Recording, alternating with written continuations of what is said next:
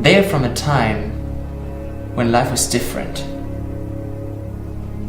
The time when we could meet our friends, go to restaurants, celebrate whatever and whenever we wanted to. The time when life was worth living. A world full of peace, love, and ice cream. Do you just remember the best ice cream in the world? We had hope and we had freedom.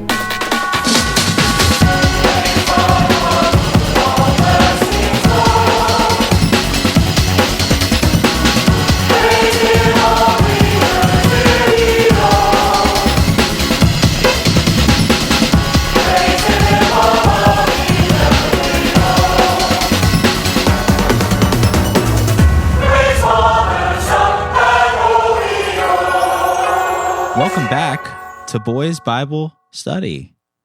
It's us. The world's enslaved by a virus. There's communism everywhere. But for us, it's just Sunday morning. I'm Ash. I'm here with Scott Wesley. And Julian. Well, yeah, I don't know. Things have been kind of different lately, as you know. Yeah, things will never be the same. They won't be the same. And we're trying to make a change, but things will never be the same. I just want things to get back to how they were in 2020. Yeah.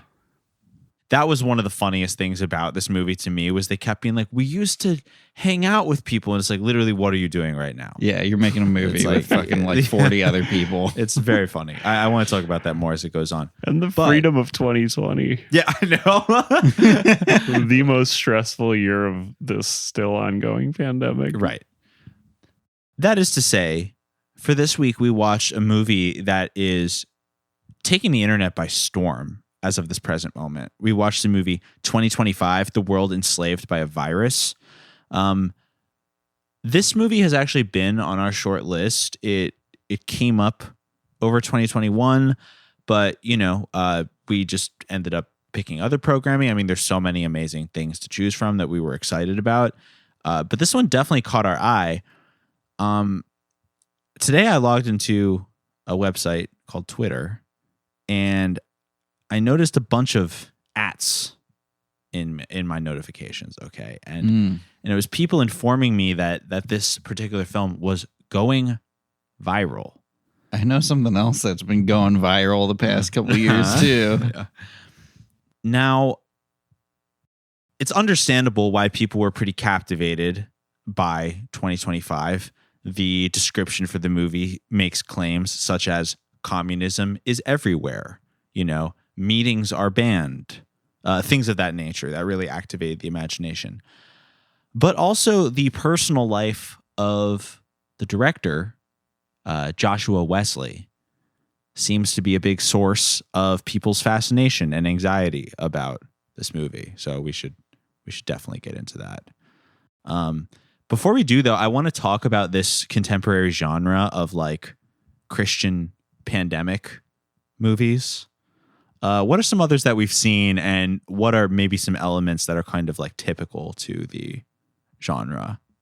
Well, definitely both the Lammy Man movies that we watched, the Lammy Man family movies, are dystopian Christian movies with very little hope to them. Yes. Very bleak. Yeah, the Lammerman brothers, the Lammerman family, Canadian Christians who also dabble in this like After Effects style sci-fi, like contemporary film. Definitely their work was like going through my head when we were watching 2025. All of these movies, they're just so... The world they depict is just so unfathomably bad, and anything the characters do, we're supposed to like find hope in what the characters do, but like in the world they set up, there's just nothing they can do. Like it ends up being a very bleak experience. Yeah. It's funny because they all take place in like small towns where literally nothing that is happening in the news affects them at all. That's what's so funny. Yeah. Like in 2025 when the characters are wearing their masks outside to like walk on a deserted bridge. Yeah. It's like literally like even if there's a global mask mandate, it's like You don't need to be doing this. Like, Yeah. there's no one around. Through the woods by themselves with their Right. masks on. Stuff like that. That's very funny. Yeah, they have the space to shoot like a car chase in a completely amateur, like self-funded film, which is kind of unheard of unless you have the space to do that. Yeah. Which means no one's enforcing a fucking mask mandate at whatever barn you're No hanging fear out of in. any authority figure. Right. Yeah, you can literally Pulling like you speed over at cars any or point. literally hit cars into each other. Yeah. You know? What was the movie we watched for fun recently about Bigfoot? It was an Ashley Hayes Wright movie. Yes. The Badge, the Bible, and Bigfoot. Right. Yeah. Definitely it was all those words. I don't remember if it was that order or yeah. not. But in that one, the police get completely defunded. Right. And then the guy who was the police officer fights the Bigfoot anyway. He's like, this should be a job for the police. And it's like, Right. well, too bad they were defunded. Well, Yeah. I'm not doing anything else. Yeah, it's true. I mean, that movie was not a pandemic dystopia movie, thank God, but I agree with you. It had that same aspect of the small town completely untouched by the hypothetical political problem of the police being defunded in this case. Specifically, the funding was reallocated to the fire department. In Ashley's movie. God, that's so sick. She's so cool. But another movie we've watched that is definitely within the same subgenre is Freedom of Silence, which Yes. this movie was basically a remake of. I agree. Yeah. Like a reboot of. It was like a Zoomer reboot of Freedom of Silence. Because, everyone was between the ages of, 16 and 24 or whatever. Yes. Which we'll get into in just a moment. And I guess Freedom of Silence is kind of ahead of its time because that was from 2012, I think. Yeah, that's so true. Yeah.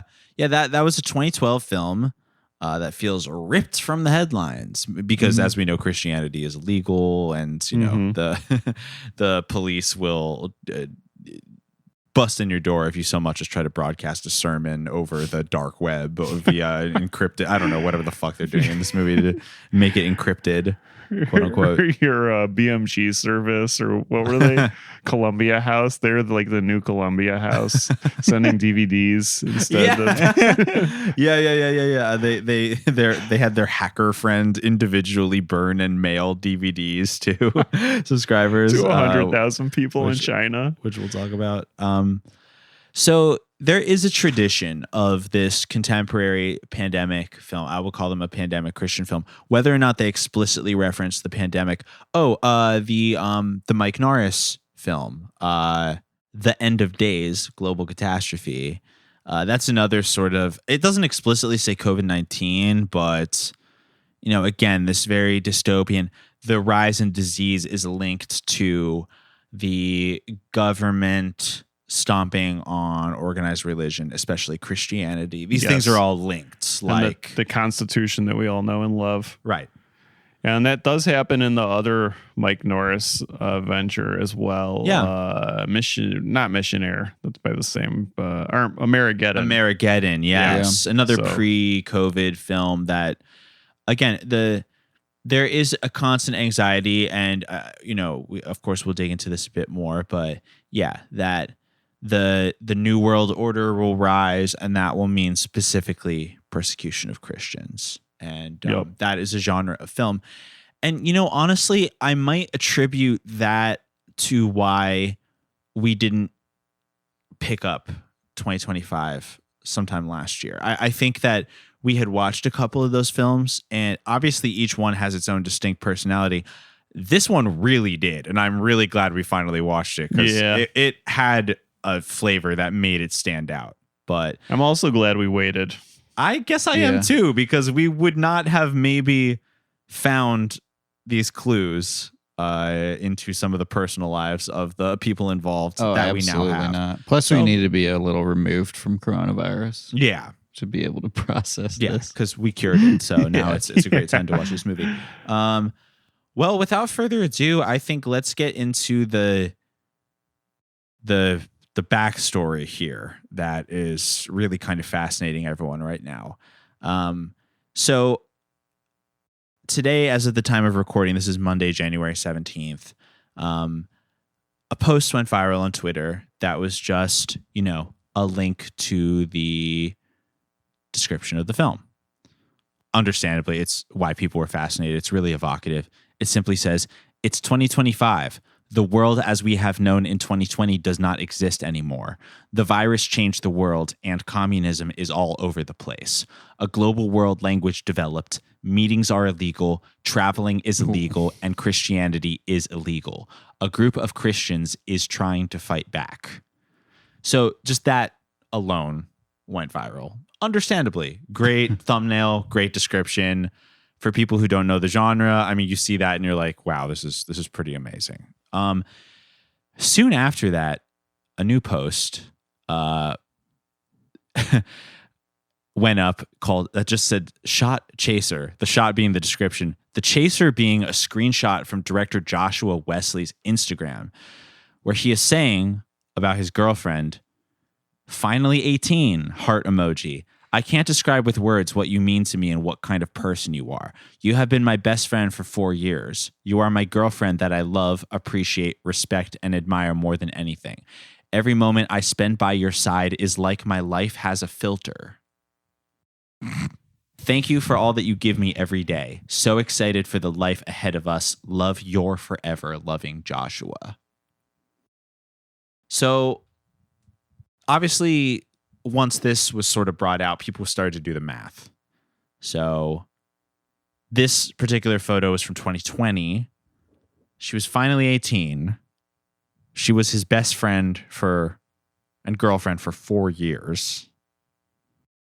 So we're starting to see the pieces kind of fall into place. And how old is he? So he was born in 98, which means that he would be 24 presently. Yeah, or So 23. Or 23. So, which would mean that last year when he said you're finally 18, he would have been 22, at most generously. Yeah. So when they started dating, he could have been, it's probably 19 or 18 and she was 13, or like 19 and she was 14. So, yeah. So of course, this really kind of like activated people's imagination. Also, other clues that people sort of picked up. A Twitter user found a photo album for the church where this guy was youth pastor. I'm quoting this user's tweet. This is a photo album for the church where this guy was the youth pastor. May 2017, when he was about 19 and she was about 15. Presumably one of the kids he was supposed to be pastoring. This is a photo of them, just like it's a normal photo, but one would think that they were possibly boyfriend and girlfriend. They're just sort of posing like a couple. He was a youth pastor at this church. Presumably, he's not that much older than the teens, but also, 19, 15. I mean, like... Yeah, especially when you're the spiritual leader for that's a 14-year-olds. weird power dynamic to pretend that you're not taking advantage of. The other neat aspect of this is that, so November 17th, 2020, that was when she turned 18. Finally 18, blah, blah, blah. I can't describe what you mean to me. December 19th, 2020, about a month later, she said yes. # relationship goals. The proposal photo actually was taken. So he was waiting for her to turn 18 to propose. Yeah. We got a licorice pizza gate on our hands. Well, if I can at least be somewhat optimistic, I mean, maybe this means that he was doing the super horny Christian thing of like he didn't think they could have sex until marriage. So he proposed to her as soon as it was like somewhat morally possible. Yeah. And then did that. So like maybe optimistically that meant that like, they didn't have sex. I don't know. What do you guys think morally about the situation? I mean, I do think that is what is being presented here. Yeah. That they waited until appropriate times to be able to have sex. Right. Yeah, me too. I don't know. It's tough. I think it's an inappropriate relationship. I mean, it's not like he was 30 and she was 14, but like age, 19 and 14 is still I don't know. I would not have been dating. You're definitely different where you are 19. in your life when 19 and 14. You really are. Even bigger than that age gap at those specific ages, I think, is the power dynamic of he is an authority figure in her life. I suppose, yeah. It's pretty weird. Yeah, totally. That's and very weird. like he knows how to like talk his way around that being weird within the confines of the church too. Right, because there was like all this language, and their Instagrams already have gone private because there was a very sudden, obviously must be because there was a very sudden surge in interest in their personal lives. Yeah. So people of course took a lot of screenshots, which is my window into this. We have the receipts.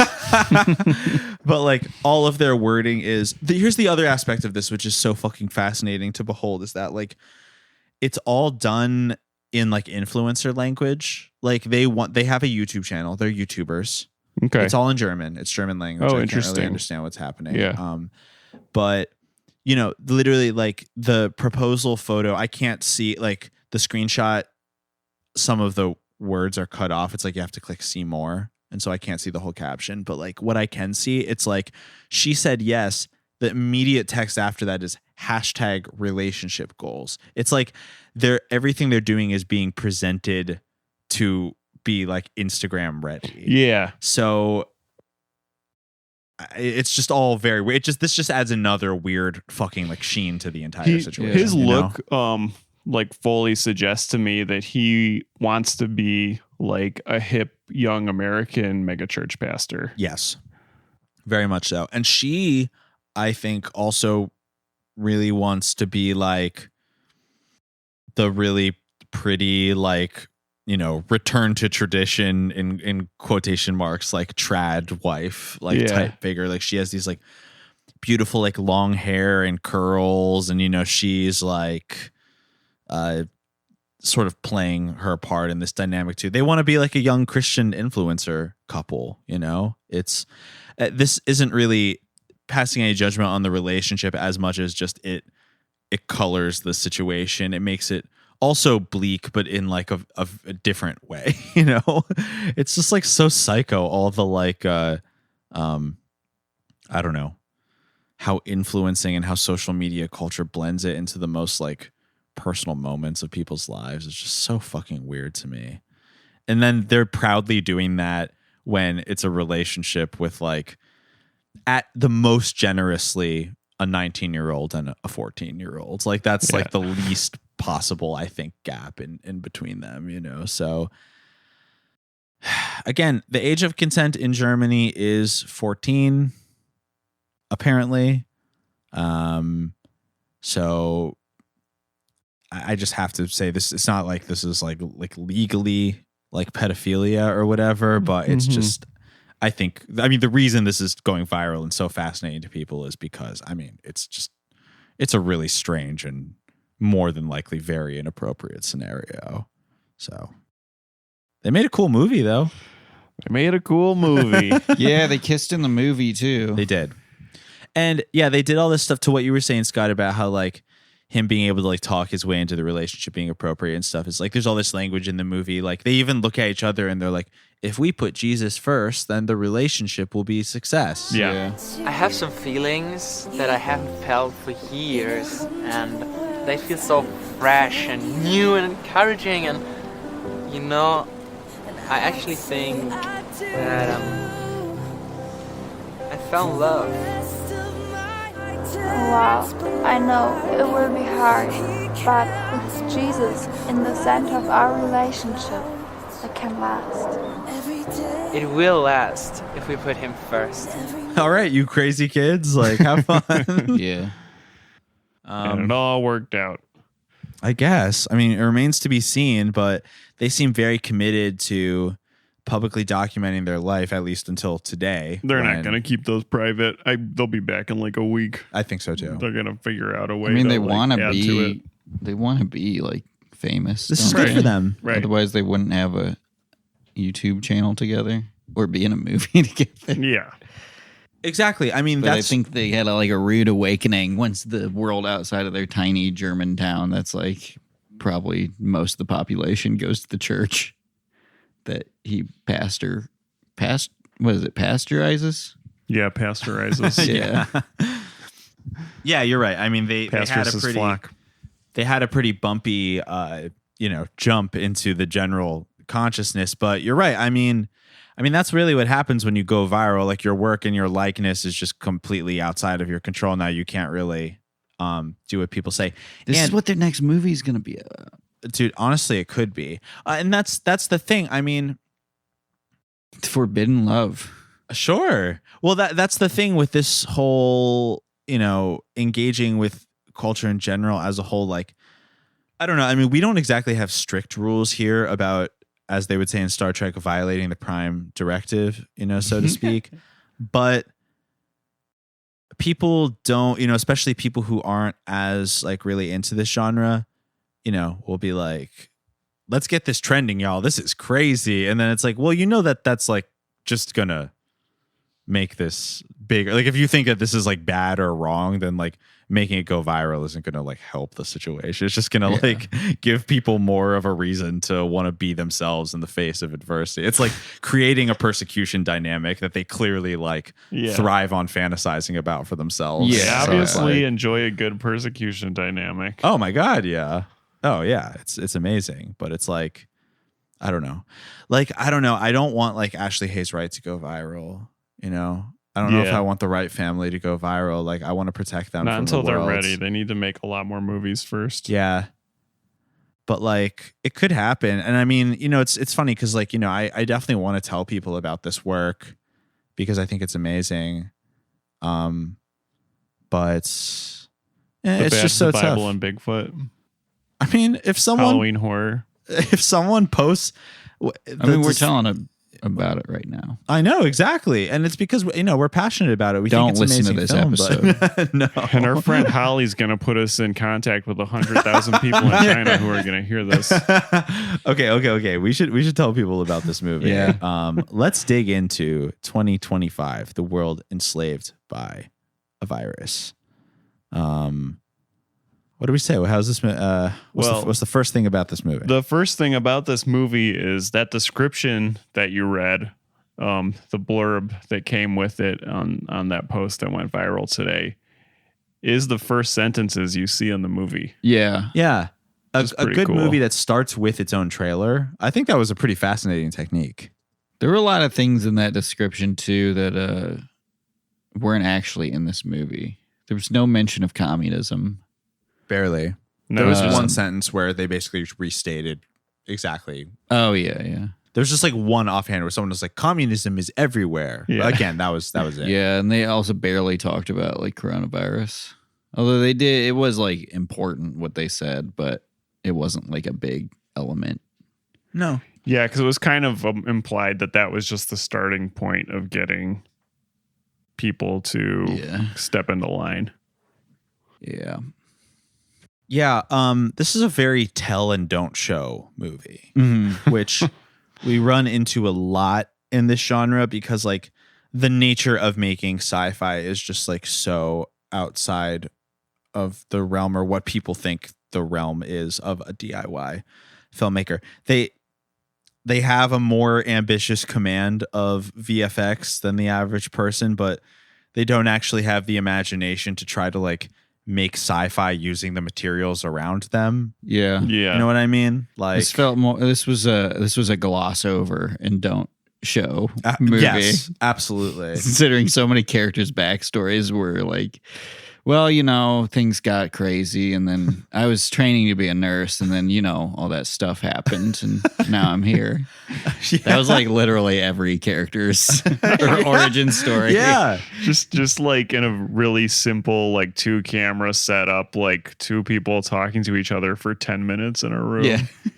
I would describe the action of this movie as there would be a music video with some stock like Christian music that sounded like Imagine Dragons. And then 3 characters we hadn't met yet would do a podcast episode together and then like repeat. Every so often, like someone would fire a fake gun, or there would be a car crash, but it was very podcast like. A lot of the dialogue was improvised, or so it seemed. Certainly not scripted exactly. I mean, they had beats, but there was many like throat clearings and like like, it was like, this and then blah blah blah. It was very like casual dialogue. It was not scripted. Yeah, it did not seem like it. No. This is to me, this was whenever you look up like a video editing tutorial on YouTube, they always have like whoever is posting the tutorial always has like clips from movies that they've projects they've worked on. This is like seeing the entirety of one of those projects where they're like, so this is how keyframes work. I really like what you said when we were watching the movie about how most European cultural export is simply tutorial videos on YouTube. Pretty much all of Eastern Europe at this point is literally just tutorial videos in After Effects and Premiere. That was Holly the hacker's job before she started hacking for Christ. Yes. This is also, I got a new term, bisexual lighting. Yes. This was tutorial lighting. Yes. This entire movie was Oh my God. tutorial lighting. That is such a genre. That's brilliant. I completely agree. This entire movie was tutorial lighting. Man, I wish people wouldn't like light things anymore. Like lighting has gone too far.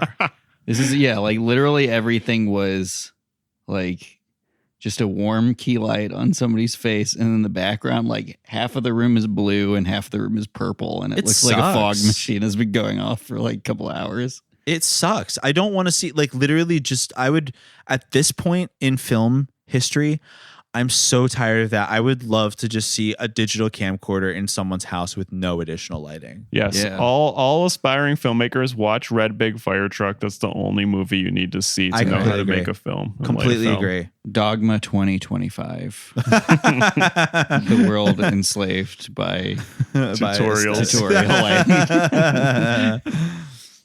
Oh man.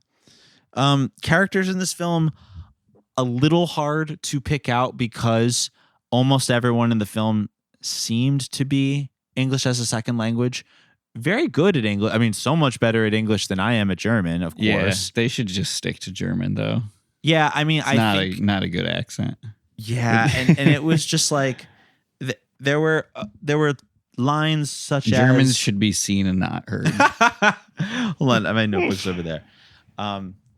There were lines such as there was a part when Joshua Wesley's wife Isabel says, "Better be not in public around these times." They know that there is a group organizing and bringing people to God, and they plan to do something. They want a type of confession to swear unto the Constitution that must be said every morning. Really?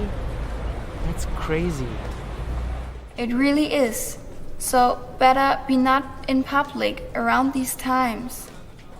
You're totally right. We are never gonna say something like that. Like that was just a line that I wrote down word for word because I thought it was so special. One of my favorite lines was actually delivered by a guy who seemed like English might have been his first language. And he said, "Antiques. These are the things that are made of history." You see, these are antiques. These are the things that are made of history. These are what holds people's dreams. And these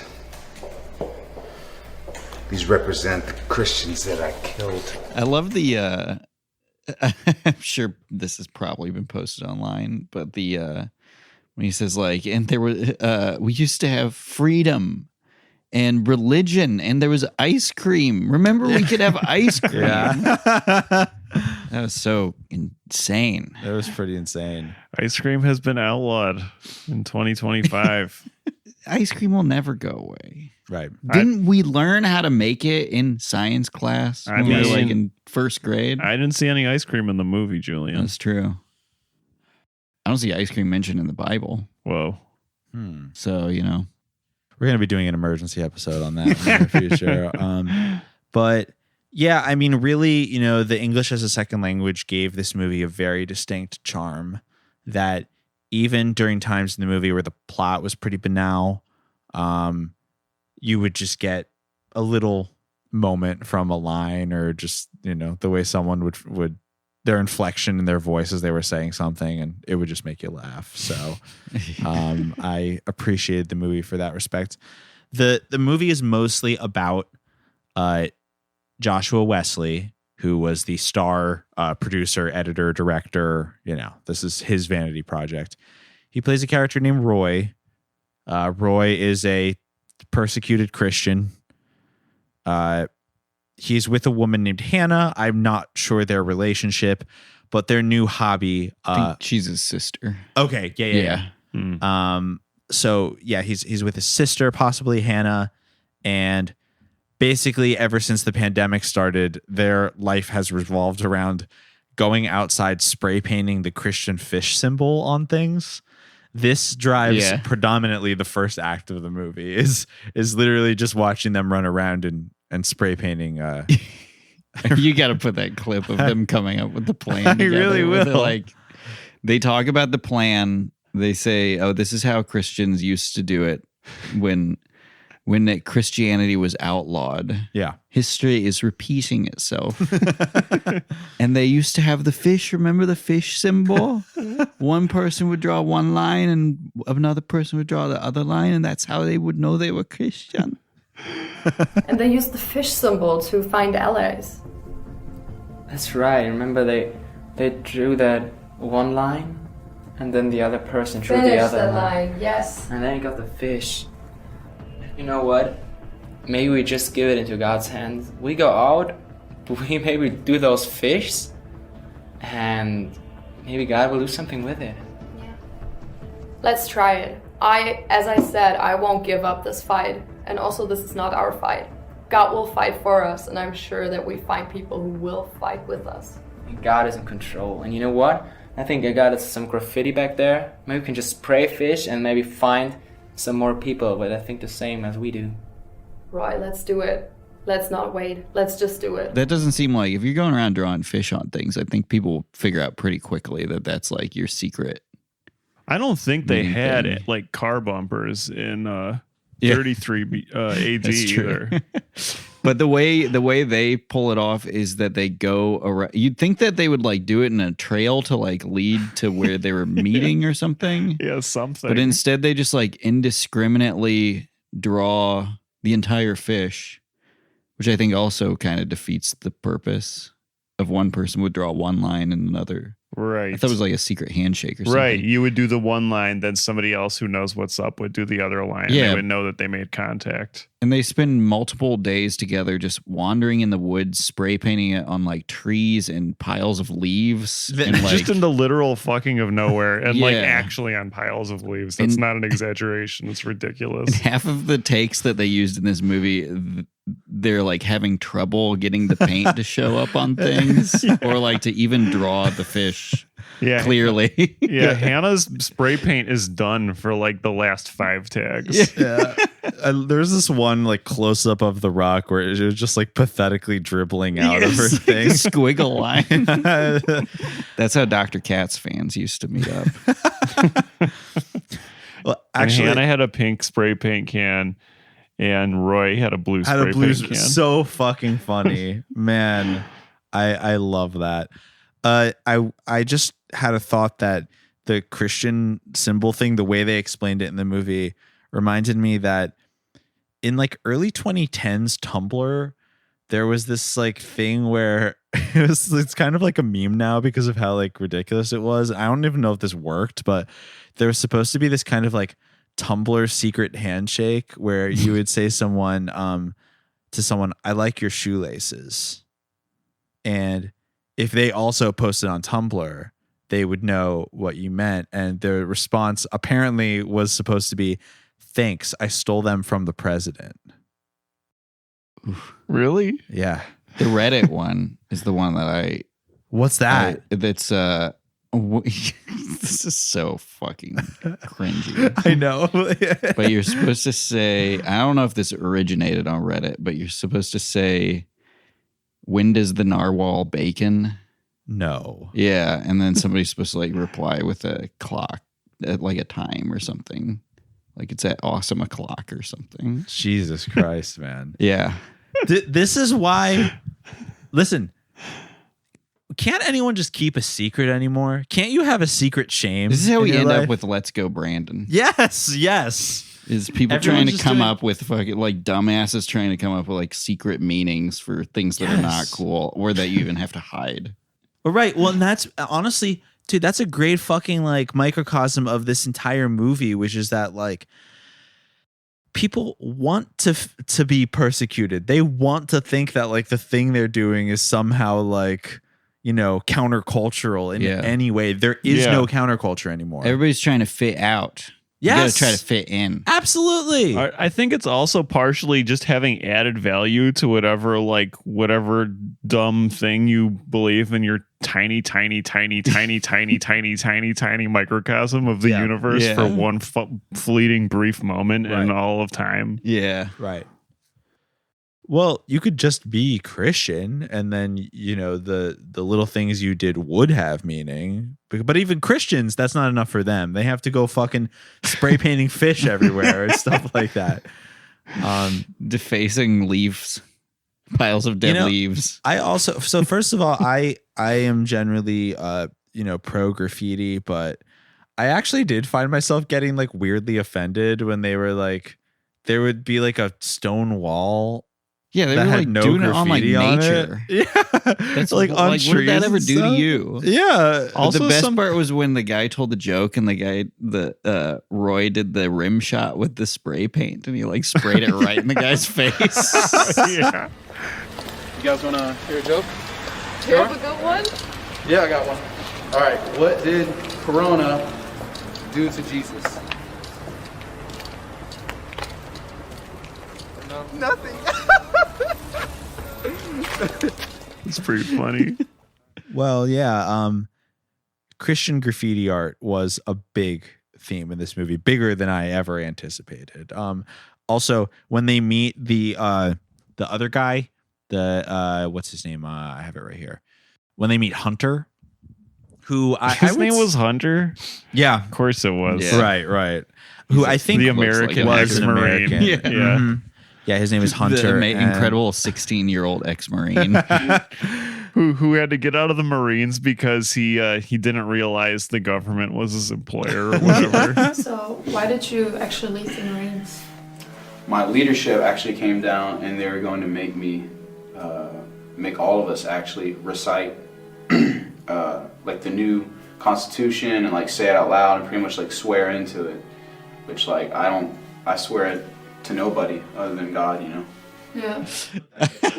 I love how first he says like he quit the Marines because they were making him memorize an oath to the government, and then I really liked how later on he said he lost his job with the Marines. Yeah. Mm-hmm. I've never heard anybody refer to it like I was laid off from the army. Yeah, I was honorably laid off from the Marines.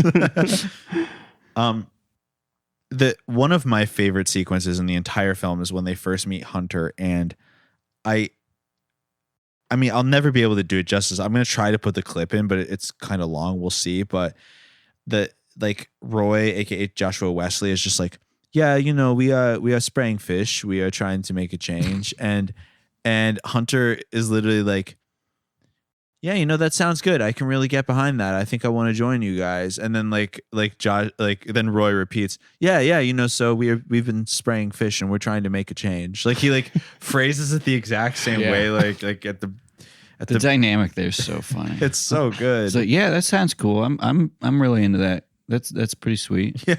And then the next scene, they're out. Yeah. Hunter has a red spray paint can. Yeah. And Roy and his sister Hannah once again have blue and pink spray cans, like a fucking gender reveal party in the German wilderness. So, you know, they're the three kind of driving the movie, I guess you could say. Other characters are, there's a guy named Luke, who according to the casting, this is going to be very confusing to say in podcast form, but the person who plays Roy's sister, Hannah, she and the character Luke who I believe is the real like egghead looking guy, like the one with who's like the traitor of them. Oh yeah. Well, both of them have the same last name, leading me to think that they are possibly brother and sister. Oh, The brown-haired girl and the like, egghead-looking guy. Even though she plays the actors or the actors themselves, okay. I think are brother and sister. I could see that. There's a couple families in this movie, similar to the Lammerman films. Yeah. Where there's like 3 families who do everything. That's kind of how this movie is too. It's a family affair, yeah. Yeah, the Spears and the Wesleys pull a lot of the weight in this film. They're the 2 families at play here. So yeah, there's this character Luke who's kind of like an ex-Christian who in the beginning of the movie is like, oh yeah, I quit. I can't do this anymore. All right, bye. And Joshua Wesley's then girlfriend, now wife, Isabel. In the movie, she's Isabel Schurman, but she changed her name to Isabel Wesley after they got married. Isabel Wesley plays a kind of mole on the inside of the government. She's like the president's like secretary or something. It's very hard to say. She's like secretary to the like fascist army of Germany. Secretary of Secretary of Defense or something. Yeah. And that's fun. They have a love story together. The other best character in the film, I think we should talk about her now, is Holly the hacker. She bursts into their office and she says, her first line of the movie I wrote down is, "I am Holly and I want to help."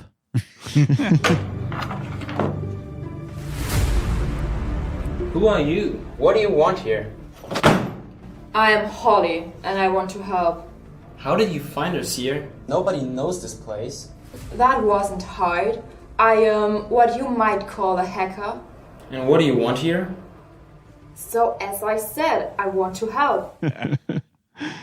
And she does help. She literally does the entire operation for them.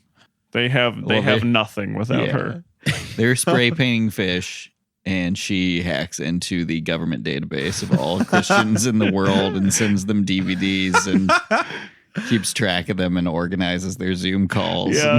Deletes all traces of their activity over the internet or over she phone literally lines. does every single thing for them. Okay, there's a couple things And I they get her a want to- necklace. That's right. That's They true. get They do her, get her. hideously So it's a fair ugly trade. necklace as thanks. There's a couple things I want to unpack here. The first is definitely the weight of the impacts of each of their work, because I love how the movie literally frames like the 2 of them spraying fish, as they say multiple times in the film. We are spraying fish. I mean, the fish spraying, like Holly's like, I saw you spraying the fish, and I Googled, like, we see a POV view of her going on Wikipedia and clicking the links in the article about Jesus. So it says like salvation, and she's like, Wikipedia, the infrastructure for Wikipedia still exists in 2025. Don't worry, completely uncensored in 2025. You're allowed to access it. Yeah. And so if it weren't for the fish spraying, they would have never gotten the person who could just do everything for them. So therefore, their work is as important as Holly the hacker. Well, yeah. Sort Got a of. hold of Holly. But also, There are no small roles. no, Only small people. only small fish. Only small fish. There are, on the other hand, and also, this really reminded me of Let There Be Light, the Kevin Sorbo and Sam Sorbo film, because as you know, 2/3 of the way into that film, they're like, I know, we'll make an app and it'll be coordinated with the news, and everyone will hold their phone up so ISIS can see that we spread a message of love, not hate. And similar to this movie, I love that Christian attitude of like, I have an amazing tech idea. Oh, here's someone who's like, okay, I'll do that idea. And like is able, oh, okay, I'll contact the whole world. Yeah. This I like to call this plot device the Lyft driver, because it's just like an idea you would hear from a Lyft driver. Wow. when you're sitting in the back, nodding your head, just saying, yeah, that sounds like a good idea. But it's like, It's also heist film logic where like, but that would be impossible to pull off. And then it's like time clock swipe and they're doing the thing. yeah, love that. It's like that's a really good point though. But the best heist movies, what they're really good at is like tricking you into, they give you a whole like 45 minutes of movie where they like work to that point to make you like trick and to think that it's possible. Whereas these movies jump straight into like, oh, okay, a girl in randomly in like fetish gear just walked through the door and she's like, okay, I'll just hack into the government for you. Yeah. Okay, so we have a plan. Like literally there's a scene where they're just like, okay, looks like we have a plan. Yeah. And it's like, well, I guess you do. Great job. I can get all the phone numbers of the Christians if I hack the police. Wow. That's a game changer. That's crazy. So we can directly send invitations to the Christians. Yes. Huh. Wow. But we have to plan, so we need different locations, different cities, and material, because as you know, like all the Christians, they don't have their Bibles anymore and their Christian books. So we need all that stuff. I could plan the cities. Mm-hmm. I can do the DVDs with all the material on it. So they are offline and the government won't notice this. That's a good point. Nothing second guess. There's I guess it helps keep the movie efficient, but the idea of like part of their hacking, so they're like, can you get a hold of every single Christian in the world? And she's like, oh yeah, of course. And it may take an hour or two. Yeah. And then they also they're gonna make and burn DVDs, which I guess they're doing to send to every Christian in the world. Yes. This is like the least, for a movie that is so much about like the government is watching your every move and nothing is safe. This is like the least discreet secret society. Yes. Like, what does it look like when they're going to the post office or whatever?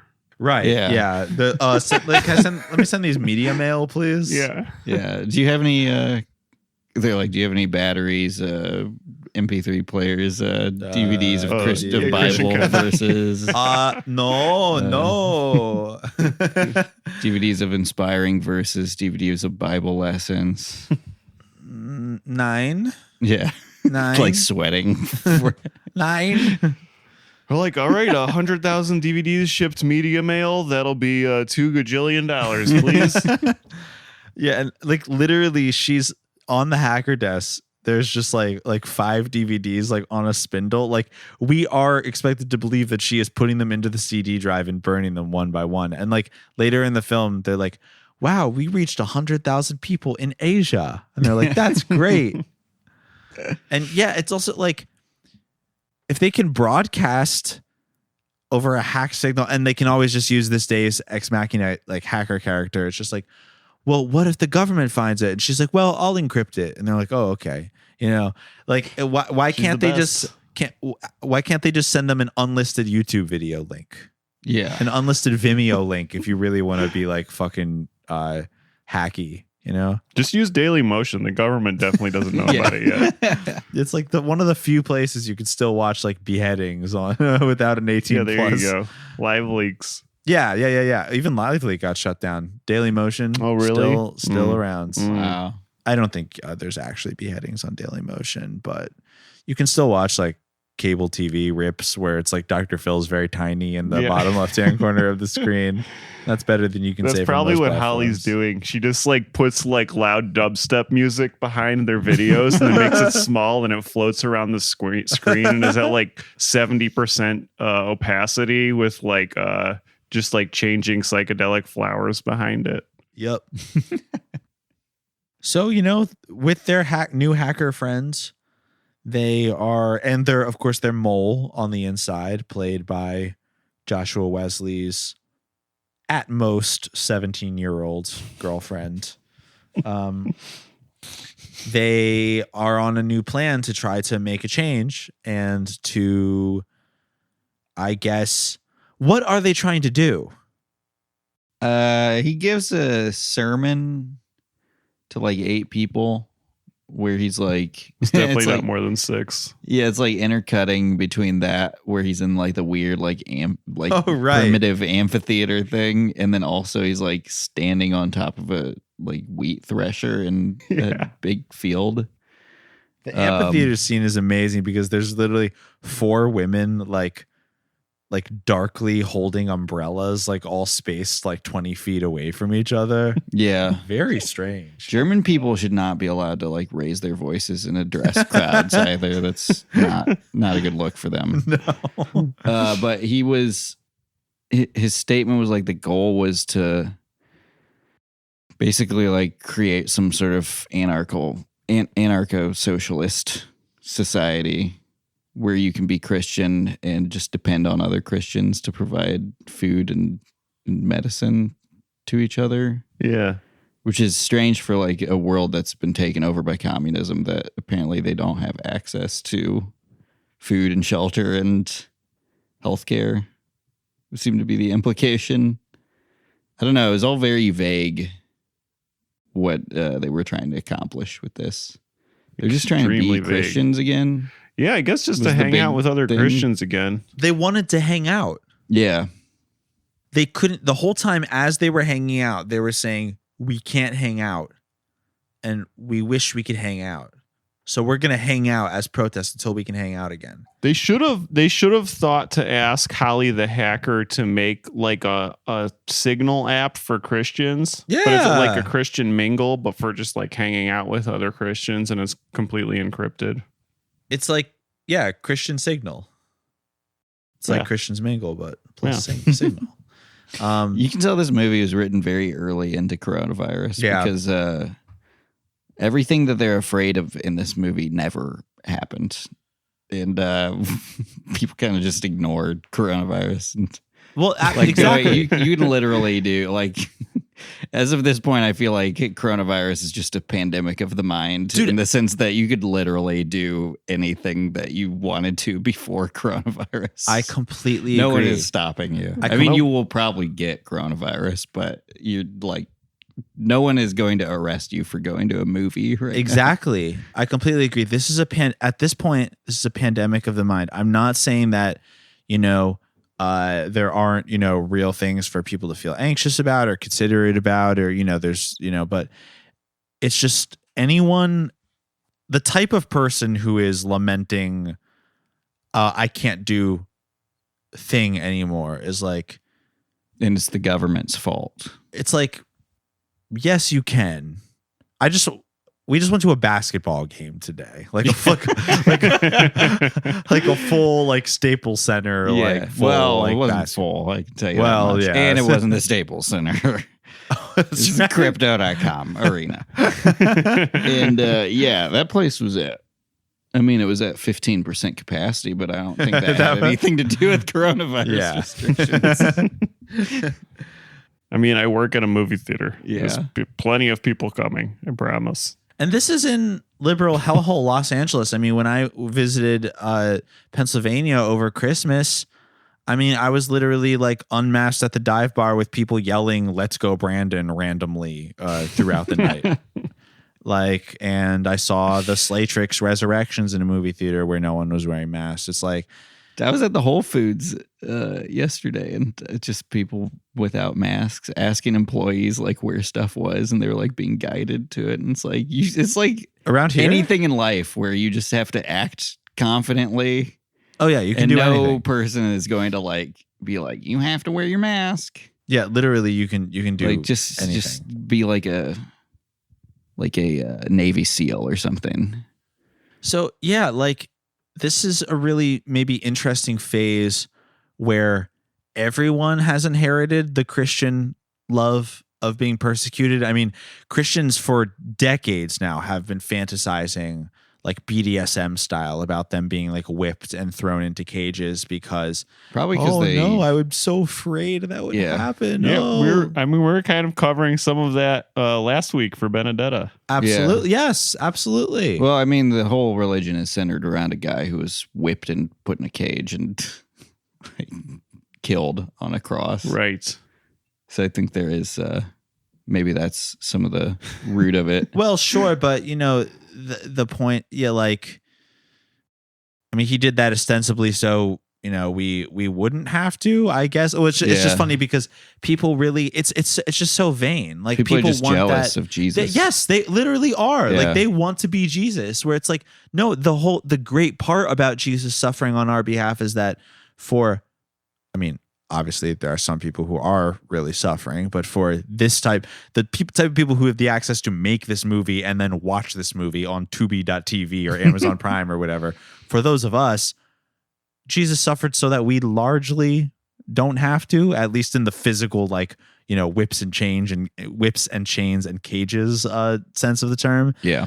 So, the vanity of like how many decades of Christianity being like, it's going to be us next, you guys. I swear it's coming. Yeah. It's coming. Mm. And, here we go. 2025, maybe then we'll see. But I just don't know. I really just don't think it's going to happen. Also, the idea that like the armed forces is largely atheist or something that seems to be implied in a lot of these movies. A lot of these movies. Yeah. Let us not forget the amazing scene from Amerigeddon where they do that weird like military training exercise that ends up not being a training exercise, and the guy comes out and goes, "I'm a crisis actor." Oh yeah. Yeah. That was awesome. Again, implying that the military is like. The military is like liberal now, like they are, I guess, but it's like, I don't know. It's just very convenient, like who's persecuting you at any given time. Mm-hmm. And this movie also is just like, trying to fight shadows. People don't want Jesus love. They want Pinhead. Yes. They want Cenobites. That's what they relate to. I love this concept that Pinhead is the new Christ. Like, it's making me think that when we reviewed Hellraiser this past year, that it wasn't just like a random coincidence, or it wasn't just like a cute, like, oh, there's some Christian themes in this movie. It's like, no, this is actually like a movie sort of depicting like the new Christ. Yeah. I mean, what makes Pinhead but a more fitting Christ figure for our times? I think partially because there's like these weird rules that like you agree to that obviously like cause pain and suffering. Yeah. And you're like, that's how it's got to be. We agreed. That's a really good point. Yeah, like we sort of have this ambient understanding that many of our actions in space cause suffering. Like maybe it's not so direct, but we live in a consumer society and we're led to believe that many of our choices, like if you choose the wrong thing, it's the equivalent of like you doing that like psychological test where they convince you you're shocking someone in the other room. I can't remember what that's called, but like we're sort of led to believe, and maybe we are to some extent doing that, to like, oh, if there's some kid in like a lithium mine and we're like pressing the like button on this just by doing, I don't know, editing a podcast or whatever. Updating your iPhone. Right. And also we, on the other hand, like crave meaning. Like we're like floating in space, and like pain creates meaning. If there was someone who would only like come here and like whip us, then that would create meaning in our lives. And pain feels like you're doing something because it's hard. I think that's literally why so many of these films are about being persecuted. I think people are bored and people feel that their lives don't have meaning and they don't feel authentic. And all you can do is try to be a fucking influencer. You know what I mean? Like these people are like Christian influencers. Like they're not like, they're not like John the fucking Baptist or whatever, like eating like bugs in the desert. Like they're like, they have a nice camera and like a hot like 15-year-old bride, and like they have everything they could ever want. So it's like, I wish the government would throw me in jail because like I don't know what to do with myself. Yeah. That's what I think. I think really, I think it's boredom at the end of the day. Yeah.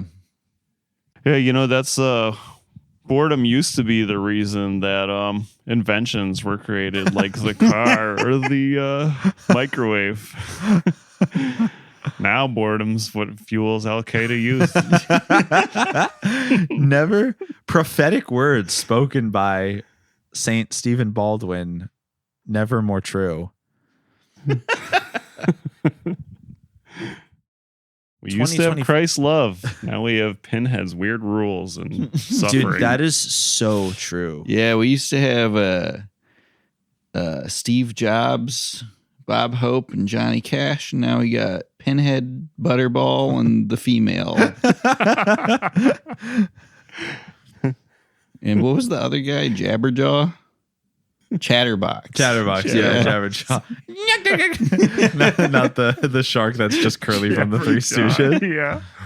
We got our Christian movie is just going to be a knockoff version of Hellraiser. Ooh, but the Three Stooges are Cenobites. Oh, that'd be sick. Ooh. Yeah. Just something to think about. Well, I actually, watching this movie, I don't even know if I share this with you, but just because it's a very insignificant idea of mine, but I had very buried deep within my head a concept for a movie about a Christian graffiti artist. And after seeing this movie, I decided I don't need to make that. Like, I'm satisfied with the vision that this brought into the world. Like, I couldn't have written better than that. Just like a man and a woman, just like in a very in a pagan way that indicates like gender. It's like about like male and female sexuality going into the woods and like very poorly, like amateurishly, like squiggling out a fish symbol onto a pile of leaves and then running away is like, I couldn't have written a better Christian graffiti artist if I tried. Like, this is a really genius film. But I don't know why, but I was bothered by when they would tag over other tags. Yeah, what the fuck? I guess it was because I was like, how do you know that somebody else isn't trying to do this? And also took exactly 30 seconds to come up with what their tag would be to get a hold of other people. Didn't one of the tags say "fuck Jesus" or something? I think so. I could swear it was hard to make out. It happened very quickly, but I could swear that one of the tags that they sprayed over said "fuck Jesus." Fucking Jesus. Which, yeah, that's what I wondered. I was like, first of all, did they write this? Yeah. In order to make it be something, which means that one of them actually sprayed out the words "fuck Jesus." Wow. I think blasphemy. Yeah, I feel like it maybe was just serendipitous. Like, I don't know. Maybe they spray painted the word "hate" on its own. Yeah. Just so the character could walk past it and shake their head. But part of me thinks that they just like walked into a tunnel where a bunch of like dickhead kids write stupid shit on the walls. Writing hate on the walls so funny. I love hate. It's like just spray painting the Lord's name in vain or something. Yeah. Shaking your head as you walk by. There was a swastika spray painted on the in the tunnel to the park near my apartment the other day, and then I walked past it the next day, and somebody put a little smiley face on top of it and turned it into a little guy. No, yeah, that's it was so awesome. funny. You got to put a pink and blue fish over it now. Well, I think my final thought on 2025. We already sort of talked about it, but toward the end of the movie, the character Hunter says, "Do you think life is worth living right now? I can't hang out. I can't go to parties. I can't gather with people. I can't do the things that I want to do. I lost my girlfriend. I lost my job at the Marines." That's so funny. The persecution complex. So evident in the part where he says he lost his girlfriend because she was like too devoted to the government when she was in the army. Right. Yeah. And then the other person is like, oh yeah, both my parents took their own lives because of like all the stuff happening. And he was like, oh yeah, I know how that is. Like 5 minutes after he was like, the worst thing that happened was I broke up with my girlfriend. Yeah. And I'm in my early 20s. Yeah. Extremely and it's dope. like, I call my parents and they're like, you can't even talk to them. They just talk about how much they love the government. So funny. Yeah. Yeah, he was kind of ranting about like not even just his parents, like anybody he talked to, basically just being like all they want to talk about is the government. Yeah. People are different now. Things are different now. And is life worth living? I think that that's really the point of 2025 World Enslaved by a Virus. You go into this movie thinking it's going to be an epic about government conspiracy or COVID, or, you know, why COVID was made in a lab, or, you know, these masks, they're like handcuffs on me, or anything like that. But it really wasn't. I think this was a movie that was about, is life worth living right now? Yeah. And I think what you said, Julian, about the pandemic of the mind, I think that's what this movie was really about. It was people, do not misconstrue this as me saying that the pandemic is made up, or that, you know, the health risks of COVID are minor, because for some people they're not. But, you know, it is what you, at this point, it kind of is what you make of it. If you want to hang out with people, you can. It's your choice. If you want to go to see the Clippers at 12:30 p.m. on Martin Luther King Day, you can do that if you want to. At least where we are, you know. And I feel sad for someone who, it's like, you have your friends right in front of you. In this movie, the guy was like, you can't even hang out anymore. And it's like, well, then I feel sad for you. You don't see that that's what you're doing right now. You're spending all your hangouts complaining about how you can't hang out. Fucking open your eyes, dude. Right now is a gift. That's why they call it the present, man. Is life worth living is a question you can ask yourself 4 times in one day. Yeah. And at least one out of those 4 times you will say no. Yes. On any day in any year at any point in human history. Absolutely. From the moment the little fish guy walked out of the water. Whether it's 2020, whether it's 2025. Yeah. Yeah. We got to go back to 2020 when things made sense.